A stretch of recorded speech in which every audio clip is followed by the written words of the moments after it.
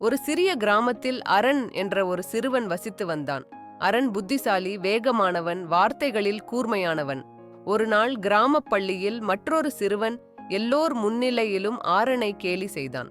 வகுப்பு சிரித்தது. அரணின் முகம் கோபத்தால் எரிவதை உணர்ந்தான். என்ன சொல்வது என்று அவனுக்கு சரியாகத் தெரியும். ஒரு வாக்கியம் மற்ற சிறுவனை என்றென்றும் அமைதிப்படுத்த முடியும். ஆனால் அரண் பேசுவதற்கு முன் அருகிலுள்ள ஆலமரத்தின் கீழ் ஒரு வயதான முனிவர் அமர்ந்திருப்பதை கவனித்தான். முனிவர் அமைதியாக இருந்தார். அமைதியானவர், மௌனம். அரண் தனது வார்த்தைகளை விழுங்கினார். பதிலுக்கு அவமானப்படுத்துவதற்கு பதிலாக அவர் வெறுமனே நடந்து சென்றார். அன்று மாலை அரண் முனிவரிடம், ஏன் என்னை தடுக்கவில்லை? என் வார்த்தைகளால் நான் அவரை காயப்படுத்தியிருக்கலாம் என்று கேட்டார்.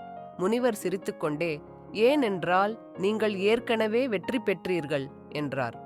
வென்றீர்களா? அரண் குழப்பத்துடன் கேட்டார். ஆம், முனிவர் பதிலளித்தார். வார்த்தைகளால் யார் வேண்டுமானாலும் காயப்படுத்தலாம், ஆனால் ஞானிகளால் மட்டுமே அவற்றை தடுக்க முடியும். அப்போது அரண் புரிந்து கொண்டான். பலம் என்பது சத்தமாக கத்துவதில் இல்லை, ஆனால் மரியாதையை தேர்ந்தெடுப்பதில் உள்ளது. அன்றிலிருந்து அரண் குறைவாக பேசினார், ஆனால் அதிகமாக கேட்கப்பட்டது.